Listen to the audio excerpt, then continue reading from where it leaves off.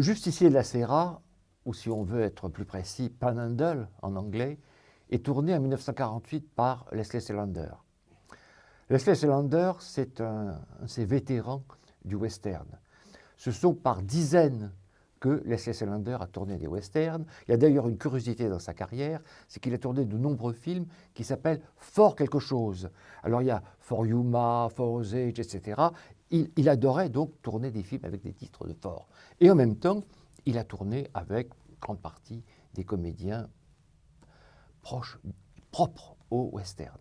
Mais très curieusement, alors que cette carrière westernienne est énorme, en DVD, on trouve en zone 1 très très peu. C'est une très bonne surprise que ce justicier de la Sierra, qui tient parfaitement toutes ses promesses. Il ne s'agit pas de défendre un film indéfendable, j'essaie de ne pas le faire d'ailleurs. Quand il y a des films qui ne sont pas très bons et que je ne trouve pas bons, je suis le premier à le dire parce que c'est normal.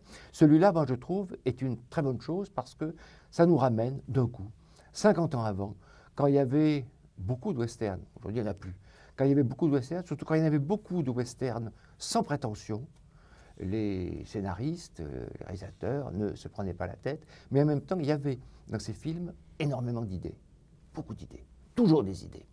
Et c'est finalement le cas dans Panhandle. Alors, d'abord, il faut considérer quelque chose, c'est la présence, ça c'est une des curiosités du film, de Black Edwards. On peut se dire, mais qu'est-ce qu'il vient faire là-dedans? Qu'est-ce que vient faire là-dedans le futur réalisateur de Vacances à Paris, de The Party? Qu'est-ce qu'il faisait là-dedans? Eh bien, il était scénariste et il était acteur. Et acteur, c'est en plus le très méchant du film. Si vous avez vu le film, c'est le type qui a des gants noirs, qui a cette espèce de visage en fait carré. Il joue une espèce de jeune tueur qui n'a qu'une envie, c'est de flinguer le héros. C'est ça Black Edwards dans le film. Hors dehors de ça, donc il était scénariste. Il semble même qu'il s'entendait assez bien avec John Champion, qui était le producteur, pour avoir financièrement participé donc, à la production du film. Donc, c'est une des curiosités. Alors, l'autre, c'est Rod Cameron. Rod Cameron, aujourd'hui, on l'a complètement oublié. Il n'a pas la notoriété, naturellement, ni de Gary Cooper, ni de John Wayne. Il n'a même pas celle de Randolph Scott, dont nous avons heureusement pu diffuser beaucoup de films. Mais il est très bien. Il a cette espèce de visage un peu marmoréen, mâchoire très carrée, etc.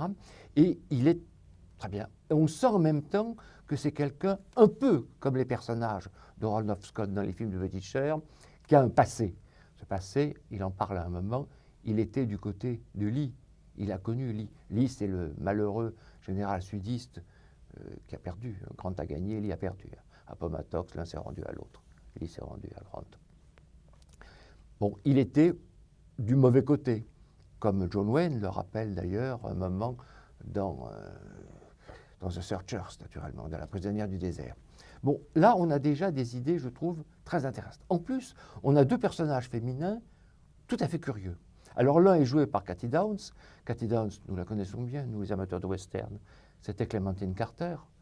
On l'a peu vue dans des films de niveau A, à grand budget, réalisés par des très grands cinéastes.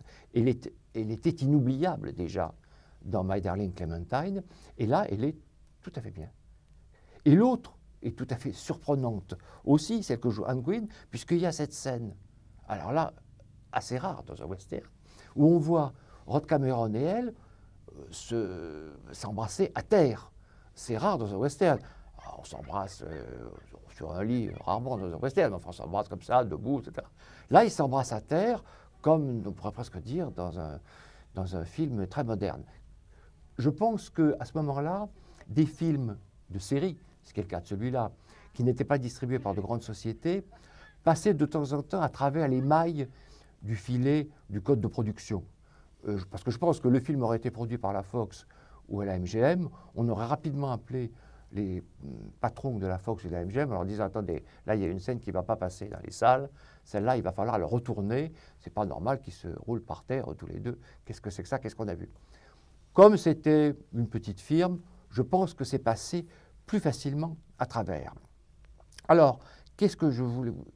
Mais ce film, il est plein, vous l'avez vu, il est plein de surprises, ne serait-ce que la fin. Qu'est-ce que c'est que cette fin? Il ne part pas, d'habitude, les westerns, le héros part avec l'héroïne. Quand le film est en couleur, on a droit à un magnifique coucher de soleil. Quand le film n'est pas en couleur, on a droit à un très beau décor. Et bien là, pas du tout. Il pleut. Il pleut.